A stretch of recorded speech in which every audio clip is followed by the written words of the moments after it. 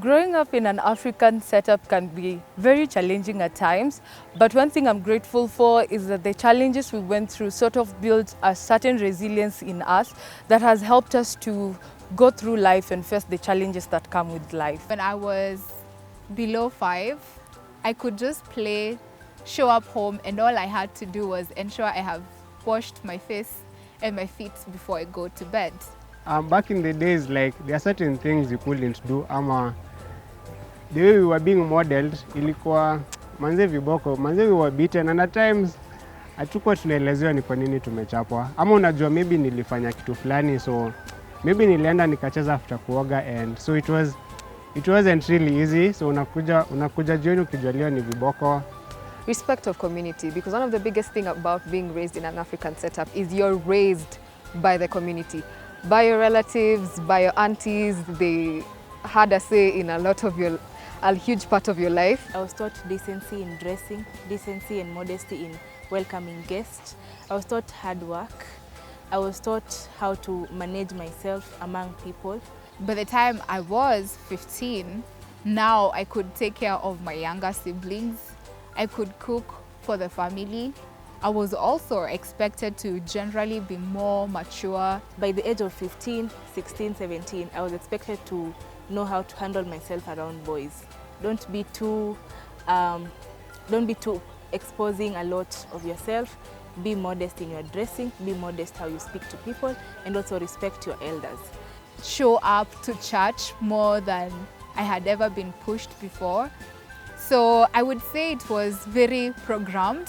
And now at my current age, I'm expected to probably start thinking about marriage, start thinking about a relationship in the near future. Most of these things that they were trying to do and the things they used to tell you, how they used to discipline you, they were all meant to create you and make you and mold you into the person that you're supposed to be in the future. So largely I will say, at that point I wouldn't say it was that good, but looking back I will say that I'm glad most of it actually happened. I am grateful to my parents for, I see the values that they instilled to me. Maybe, and I can't complain. Because I feel like they did their best, and I am who I am today because of them. Some things like the traditions around naming, weddings, used to seem quite minute to me when I was younger, but right now I really appreciate them because they give a sense of who I am by being raised in an African home. We all have almost a book from where we have, these are the things we have to become so that we are good reflections of our parents and our societies. I do think on the flip side though that a typical African parent for the most part is going to push their child to become what the parents maybe wanted to become when they were younger, or other times they will offer support that is good but for the child it doesn't work. For example, my parents would not always encourage me to follow my creative ventures or ambitions. For example, maybe doing drama when I was in lower primary school or in primary, because all they wanted me to focus on is grades. So unfortunately, growing up like that, there are aspects of ourselves we may lose just by virtue of growing up in a typical African home. African parents give their best. I know my parents would take a loan if they have to so that I go to school. They are going to ensure I go to church so that I have good morals and I have a great relationship with God.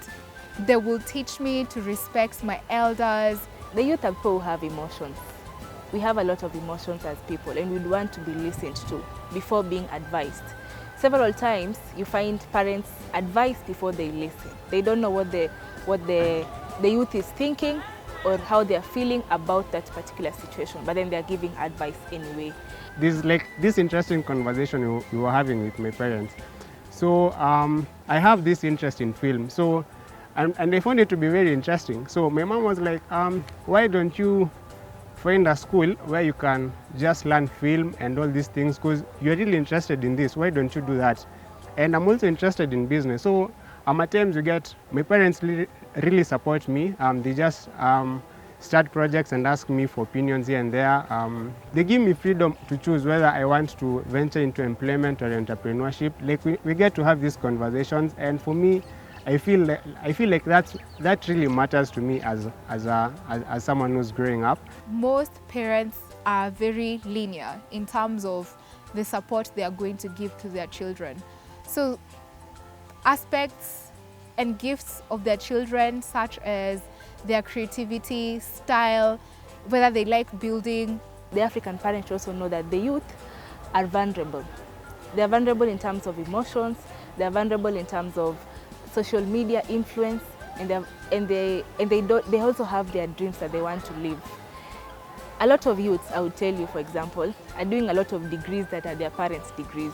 The youth have their own dreams they want to fulfill, and it's their role to listen to these dreams that the youths want to fulfill and advise them accordingly. The youths are struggling a lot with mental health today because first, there is a societal issue with surrounding mental health, mental well-being. It has been sidelined so much that people tend not to deal with it, and by the time the issue becomes even chronic, it's too late most of the time, even to the extent of suicidal thoughts. So I feel that the society does not encourage young people to take care of their mental well-being, and therefore they hide until it's too late. That's one of the reasons I believe so. I believe the youth are struggling a lot more with mental health because mental health is an issue of vulnerability. We ourselves, we have not allowed ourselves to be vulnerable. Our parents have not allowed themselves to be vulnerable in front of us. So how do they expect us to show vulnerability in front of them?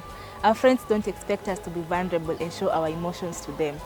So you find in several cases we don't have anyone to talk to. We don't have any real people around us to be able to talk to about our emotions, what we are feeling, what we are going through. So we hide a lot of it inside us. You know, when you keep something within you, it tends to come out. And when it comes out, it's something it's bitter bile. And then another thing, the reason why we are struggling most with the mental health is we have a lot of expectations. We expect to be, that's where I mentioned about the African home, we expect to be, at this age we have this, at this age we have this, at that age we have that. But we are not taught how to manage these expectations. We are not taught how to manage failure. Not actually to manage failure, but to learn from failure. So when we fail, we feel like we are done, there is nothing for us, and it's over for us. While we can also learn lessons from our failure. So I think mental health generally is just a question of vulnerability. Are the people around us able to stand our vulnerability? Are they able to stand us when we are an emotional wreck? The thing is, a lot of us, when we were growing up, how to properly express ourselves we were not quite guided through that. And a lot of the things we'd end up saying or telling our parents that we've done would be followed by a punishment or discipline. Yes, in a way that helped build our characters, but it also let us shelter ourselves and be closed-minded as to expressing what we are feeling. So a lot of the pain that we've gone through as kids, and even in the changing times, what we are going through now, I don't think our parents know that we are going through some of these things. Our parents probably went through different things and they raised us in the manner that they knew was right based on their time. And now our generation is coming up with so many influences from social media, society, morals keep changing left, right and center, and it gets a lot of people confused. And in this confusion, expressing yourself gets difficult and you end up struggling with mental health and you end up getting depressed, anxious to say things in public, anxious to do anything that you're passionate about. For my mind, I take care of what I consume. That's from the music, from the movies I watch, and I substitute it a lot with reading books that are based on inspirational topics, mentorship, just to build my knowledge base and also encourage me in my day-to-day life. Then when it comes to my body, I take care of also what I eat, and also once in a while make sure I'm physically active. There's so many ways to go about it. You don't have to hit the gym. Just go for a hike, just go for a walk once in a while, just to make sure that you're physically active, and it actually does marvelous things. Lapid supports us in our mental health journey by bringing us a community. we have a community of friends. Outside there, they're not real friends. But I know in Lapid, personally, I can call someone, I can share with them. I don't spend my time on social media chatting people who maybe expect a lot from me. They expect me to keep it together. But I know in Lapid, I have friends who don't expect me to keep it together. They are able to handle my vulnerability. Lapid also in itself has coaching lessons where I'm able to open up to someone, and outside there I'm not able to open up to even my own parents maybe. But with Lapid, we have coaches, we have mentors who mentor us through the journey, who you can show your vulnerability to them, because mental health is just a question of vulnerability, as I mentioned. Lapid has helped me with my mental well-being in three main ways. There is coaching, there is the community, and there is also mentorship. So for the communities, basically it builds a circle of people whom you can be able to relate with, you can be able to talk to in case you have any challenges, and it can help you untangle yourself from certain situations. Then there is mentorship and coaching, which basically helps you and guides you in this journey of life, whether it's in entrepreneurship or in your career. For instance, in my case, by the time I was joining Lapid, I was not even clear what I wanted to do. And instead of that driving me to try and find out what I needed to do, it was actually making me stagnate. I've been in Lapid for over 3 months, and one thing that I've been able to learn is that Lapid has really taken a great interest in the young people, and I love how they offer the young people a platform where they can grow and do certain things, like just grow their inner skills and abilities. And one thing that I really appreciate Lapid is how they get to grow people's mental health.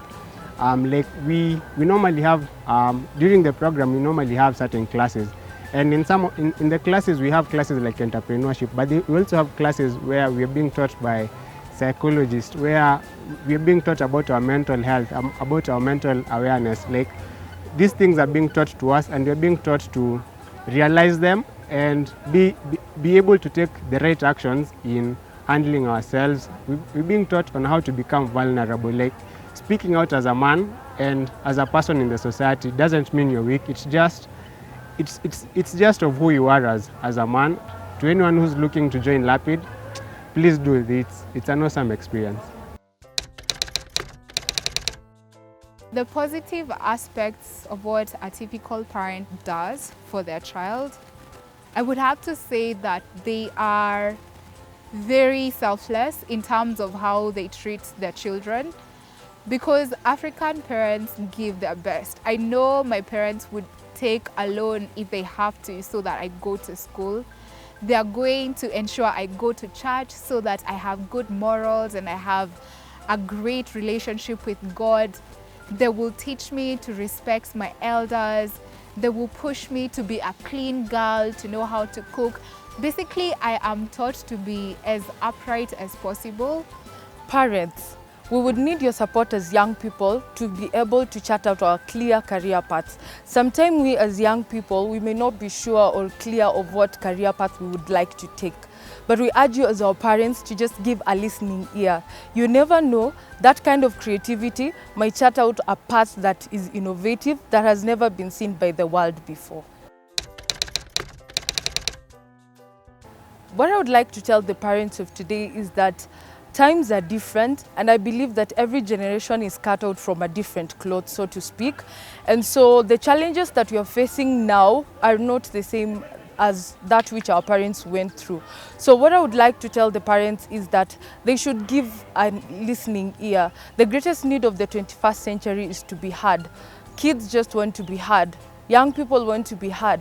They just want to sit down with their parents. They don't want a transactional relationship where I just come and ask for school fees, or I tell you, Mom and Dad, I just need a pen or a pencil. I want to be heard. I want them to know that someone talked to me about something out there that wasn't really right. So we crave for relationship. What I would actually wish the African parent to know about the youth is, the youth are people who have emotions. We have a lot of emotions as people, and we'd want to be listened to before being advised. Several times you find parents advise before they listen. They don't know what the youth is thinking or how they are feeling about that particular situation, but then they are giving advice anyway. I also think the parents should also know, the African parents should also know that the youth are vulnerable. They are vulnerable in terms of emotions, they are vulnerable in terms of social media influence, and they also have their dreams that they want to live. A lot of youths, I would tell you, for example, are doing a lot of degrees that are their parents' degrees. You find someone doing engineering, but that's not his dream. He wants to become a DJ. So I think the parents should also know that the youth have their own dreams they want to fulfill. And it's their role to listen to these dreams that the youths want to fulfill and advise them accordingly.